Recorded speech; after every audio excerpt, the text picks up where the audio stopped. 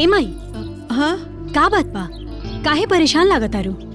अरे नाही रे, कहाँ परेशान बानी हम। अच्छा सुन, रवि दुआरे बा, जो तो भेज हमरा के, जो भेज।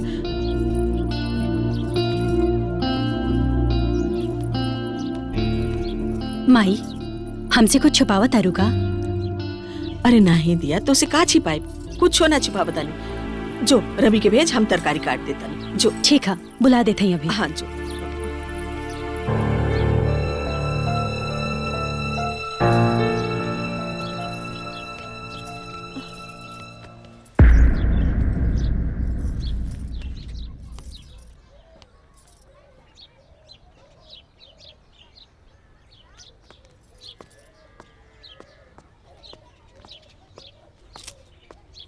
माई, माई, हाँ बुलौले हका? हाँ, रुक रुक तनी, रुक। इन्हें आ बेटा, बेटा हाँ। ई पैसा बा, ई ला सोनार के दे दिया। ओकरा के कहिया एगो अच्छा चैन बना दे, और तनी मनी जोन बाकी रही बाद में दिया जाए। तो हर जीजा जी जाए वाले बाड़े ना, एगो निशानी देवे के पड़ी। अरे माई, बियाह में तो हमरा के चैन मिले ही बा, तो उहे दे दे। और वैसे भी हमरा चैन पहने का शौक है ना। अरे नहीं, वो चैन कैसे दिया जाए? तो हर ससुरारी के निशानी बा, तो हर सास ससुर बुरा मान जाइए। तू जा दूसर चैन लिया वा, जा जा। माई, जौन चीज हमरा के मिल गई वो हमार हो गई, अब वो हम पाही नहीं के हुआ और के दे दी। इनमें दूसरा के ससुराल की का जरूरत बा? क्यों सही माने कि बुरा मानी? अरे क्या वो अच्छा माने बुरा माने, उसे का लेवे देवे के? तू जा एगो चैन और लिया वा, जा जा बेटा, जा जा बेटा, जा जा। अरे जा।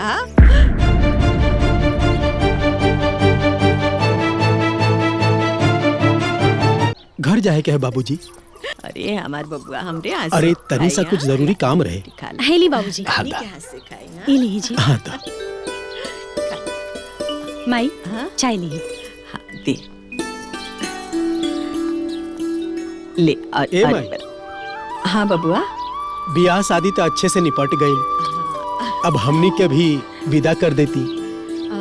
दामाद जी, इतना दिन तो रउआ लोग रुकिए गए बाड़ी, एक दिन और रुक जाती तो अच्छा रहत।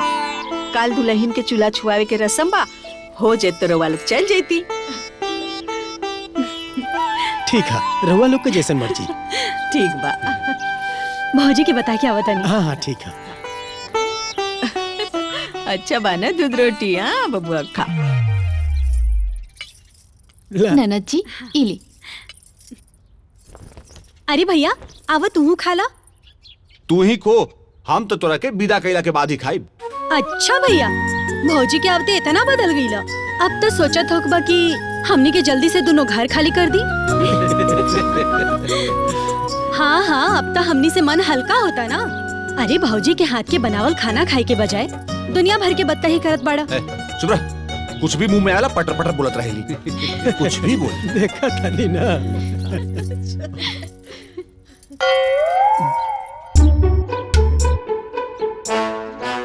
का भइल जी? हैं? अरे कितना देर नमक घोटते नहीं खे। बाबूजी खाए। एक दिन नमकवा तनी ज्यादा हो जाए तो कुछ हो ही ना। और सब्जी ले आए। खाए ना बाबूजी। दामाद जी, जी माई। कैसन बा खाना? ठीक बा?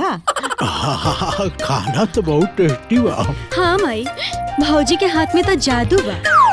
अरे पतो के कर बाड़ी। हाँ खाए ना, सब लोग खाए।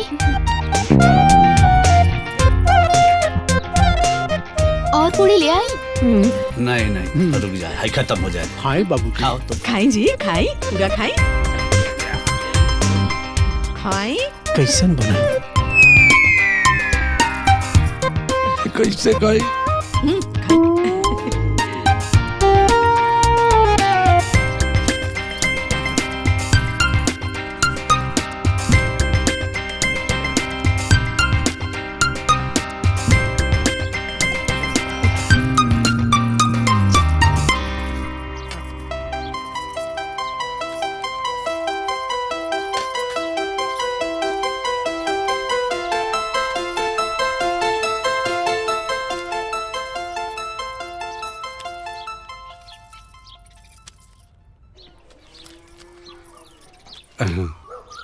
ठीक है, रख ले। इला रखा। माई एकर का जरूरत है? अरे बिटिया ऐसे ना बोले के, जरूरी रहेला करे के। रुक जो, ए दुल्हन ने आवा। बाबूजी हाँ अपन ध्यान रखिया। हाँ ठीक। अरे दवाई टाइम पे खइया। दुल्हन ई चैन ना तू दामाद जी के अपने हाथे से दे दिया, ठीक बा? चल चल। नाना नानी के छोड़ के जाता वा। नंदोई जी देखा तो ई ली, ई राउत विदाई बाटे ली। अरे भाभी जी एकर का जरूरत रहे? अरे काहे ना जी, ई तो राउर हक बाटे। ली जल्दी ली। अरे ली ना। ले ले ली दामाद जी। खुश रहो।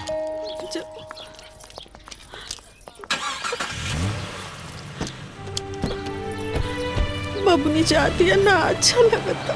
लड़का कुल घर से चल जाने तो उदास हो ही जाना। माई बहुत तेज भूख लगल बा, चल फटाफट खाना निकाल।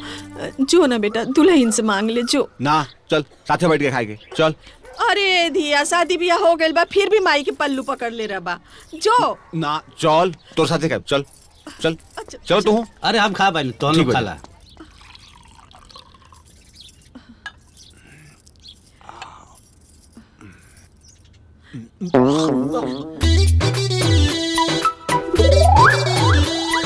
माई ये सब खाना खिले सका? हाँ बढ़िया तो बनल बा खाना, सब ये खैलस। अरे जोरे माई ये बढ़िया बा।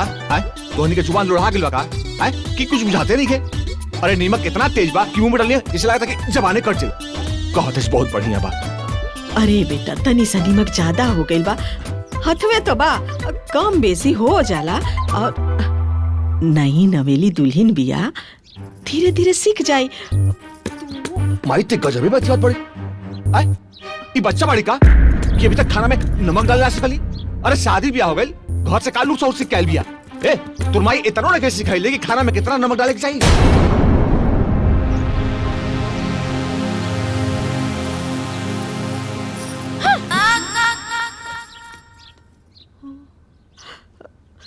नाराज कर देला ना? हाँ अरे ये खनवा तो सब खैलस, केहू शिकायत ना कैलस। काहे कि वो पहले बार खाना बनैले रही और तू पहले ही बार खैला और शिकायत कर देला। अब नाराज हो गइल बाड़ी, जा जाके मनावा। अरे हम काहे मनाई? अरे हम का कहली?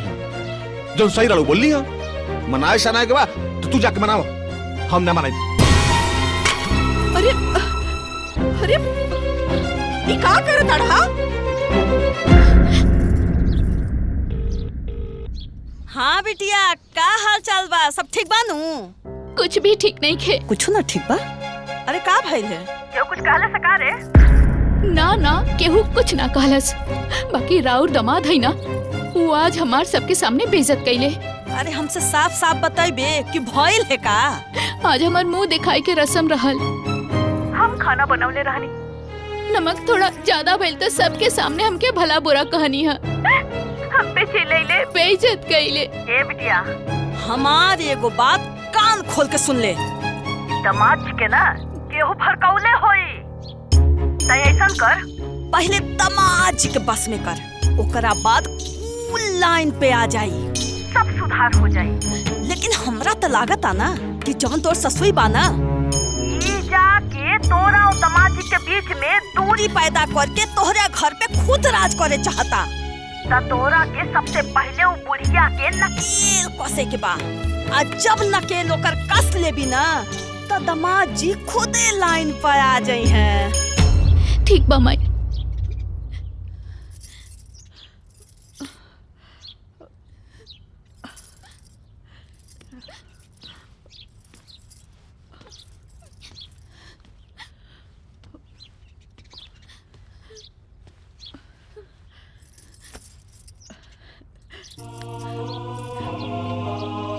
दुल्हन अब से ये घर तोहार अपन घर बा।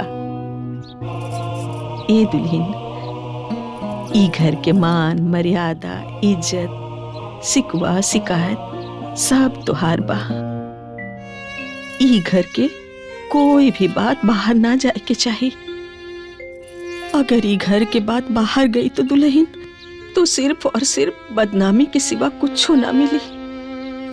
ये दुल्हन, ई घर के बात बाहर बतियावे से पहले एक बेर जरूर अच्छे से सोच लिया दुल्हन, बहुत अच्छे से सोच लिया दुल्हन। हमरा के सिखावे के कोनो जरूरत नहीं खे, समझ गई नी? एजा आई बानी मीठी मीठी बोली सुनावे, हाँ, या फिर परेशान करे आयल बड़ू?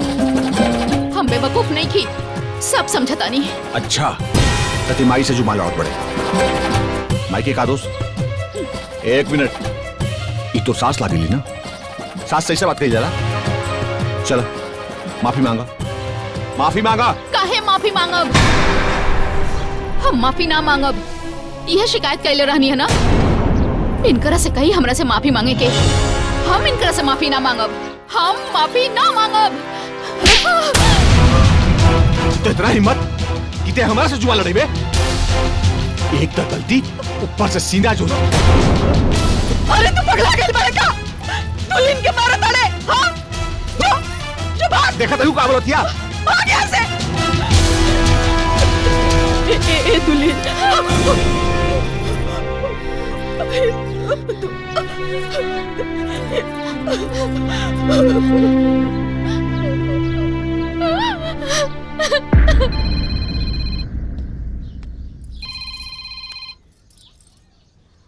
अरे ये तो दीक्षा का फोन फिर से।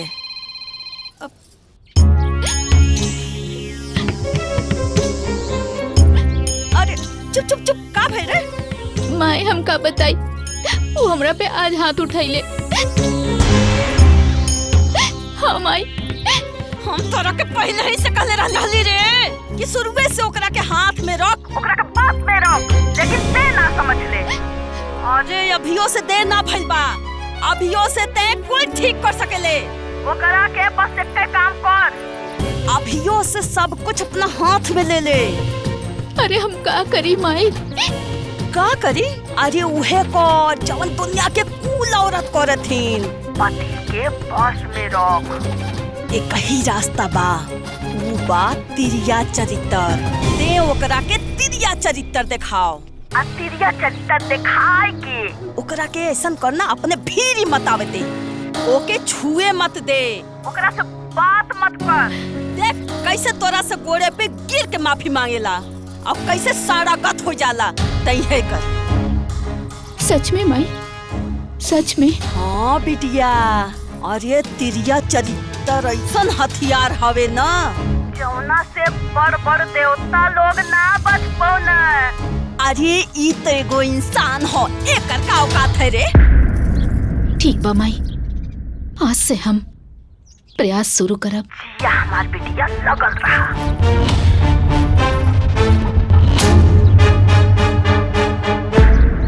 देख बेटा, तू बहुत अन्याय कैले बाड़ा ओकरा ऊपर हाथ उठा के। अरे 2 दिन तो भइल बा दुल्हन के घर में आके, ओकरा के कहाँ पता बा हमनी के घर के रीति रिवाज। धीरे धीरे सीख जाई, और अब इन खुदे लइका नियन बिया। चल भाई, ओकरा के घर का तौर तरीका नहीं के पता, लूर सहूर नहीं के पता। कम से कम संस्कार तो होके के चाहिए, कम से कम अदब लिहाज तो होके के चाहिए कि छोट बड़ से कैसे बात कही जाला। कुछ भी होके तू ही सोचा बेटा, वो अपन घर परिवार माई बाप छोड़ करके तोहरा घरे आयल बिया। अगर तू ही उसे प्यार से ना पेश बा तो कर का बीती बतावा। देखा बेटा, तोहार बाबूजी एकदम ठीक कहता रे। हाँ, तू सब कुछ भुला के सबसे पहले ओकरा के जाके मनावा। अरे माई, लेकिन कुछ ना, तू ओकरा के नाराज कैले बड़ा, तू ही मनेबा। चल जा, तू जा मनावा ओकरा के, जा जा, जा।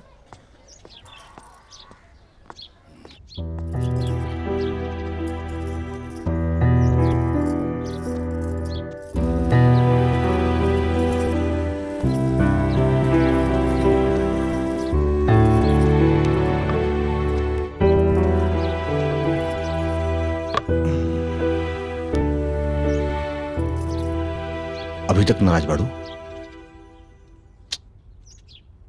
हमसे गलती भइल बा, हमरा के तौर पर हाथ ना उठा के चाहत रहल, लेकिन तू ऐसा कामे कर देलू कि हमरा के गुस्सा आ गेल और हम हाथ उठा देली। हमरा के अपन गलती के एहसास भइल बा, हमके माफ कर दे। चल अब खुश हो जा। और